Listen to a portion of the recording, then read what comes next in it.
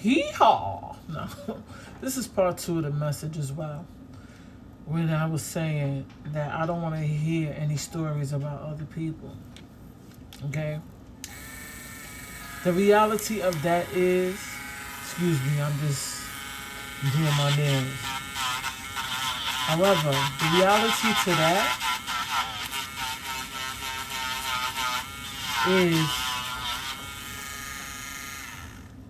us as people have to stop doing that. We have to stop showing up in a place where we're just condemning people because of their past. When we had ourselves have a past of our own and skeletons in our closets. But yet, we bold-facedly could get up in somebody else's face and talk about them and not check self. You have to check self first. You have to check yourself. Okay? That's like the most horrible thing that you want to deal with in one person. It's a condemning spirit. Somebody condemning you about things that you had no control over. Or things that you couldn't even explain yourself about your past. Because of things that you were dealing with. Or some sort of trauma that was bestowed or allowed to happen to you. We must stop coming at each other like that. Okay? Another the flip side of that is that some of us, or some of y'all, is cool with that. Now take this as it resonates. As long as it's beneficial to us or you. If that person is that way or not. If you're getting something out of it. But soon as somebody's not doing what you want them to do, how you want them to do it, and showing up how you want them to show up, then you want to expose people's skeletons in their closets. But you was going along with that too.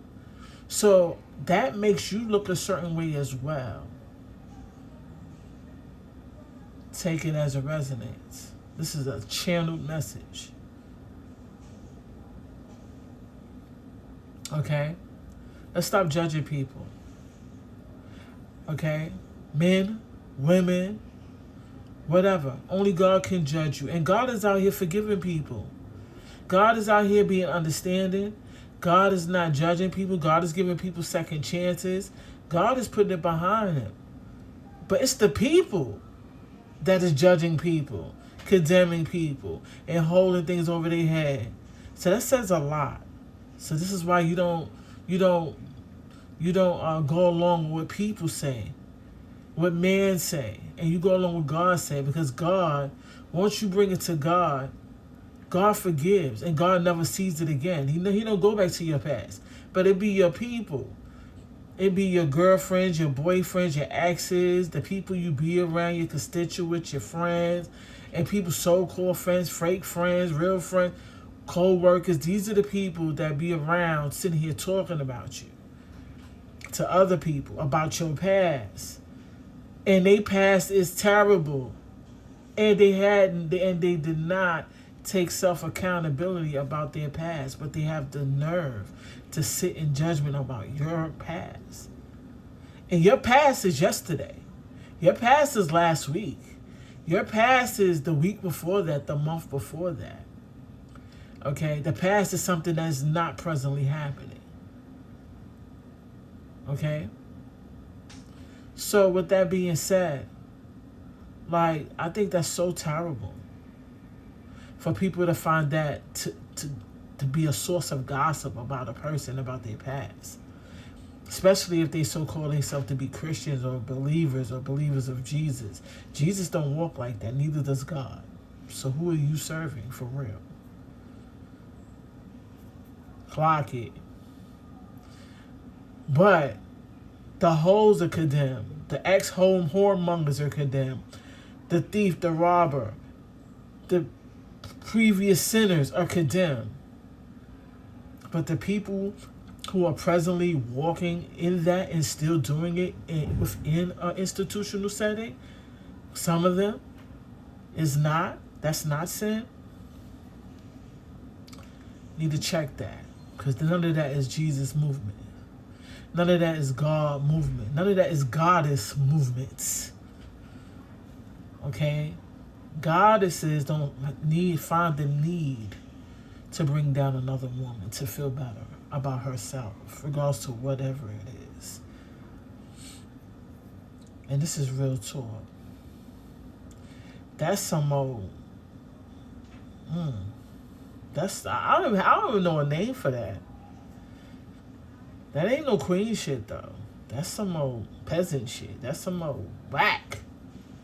Insecure. And that's another thing. People,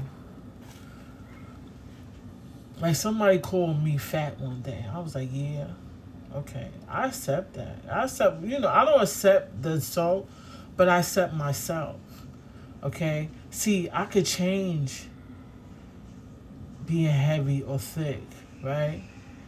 Or fat, right? And still be smart and have a mindset. And still have all the stuff that I possess within me. And I could go get rid of the fat. But you got people that don't even have the second part of that. Okay? So I changed the fact that I'm heavy, right? And I still got my mindset. I'm still attractive in my mind. I'm still attractive in my knowledge. The things I bestow inside, because it's not all about my outside, which makes me.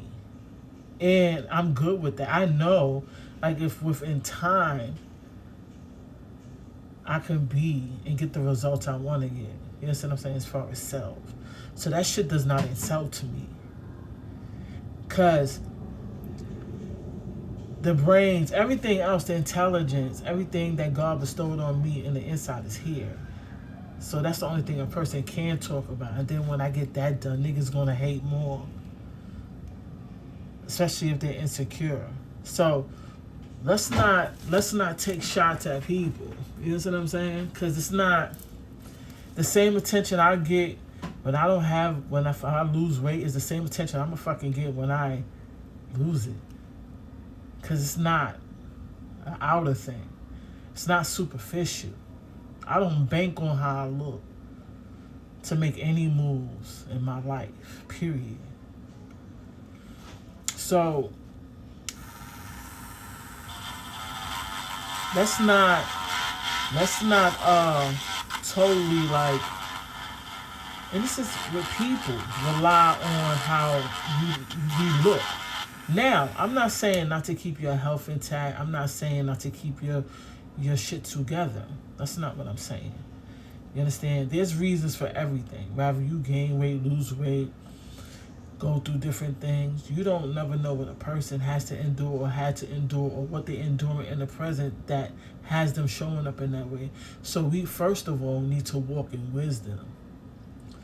Okay? That judgment and that disrespect in areas that you can't even stop and even fathom to understand because you lack the wisdom to even comprehend it. That's what we need to start with, godly wisdom about certain things. See, if you feel that you have to insult somebody to feel good about yourself, that says a lot about you in the first place as a person. It speaks volumes about you. And this is with possessions, worldly possessions, and without. Because you have people that have worldly possessions that are miserable as fuck. And you have people with the least that are walking in peace and they're happy with themselves and how they look and how they're showing up in this world. So it's not even about that. It's about the character of an individual. Rather, they have something or not. And a lot of times, and sometimes, people are not attracted to what you have. They're attracted to who you are on a soul level, a spiritual level. And then what you have on the outside or what you possess physically or tangibly or in a financial way, it's a plus. Because if you have it spiritually, you can always produce it on the 3D, on the natural level. So let's work on the inside out, the spirit, your mind, and your soul,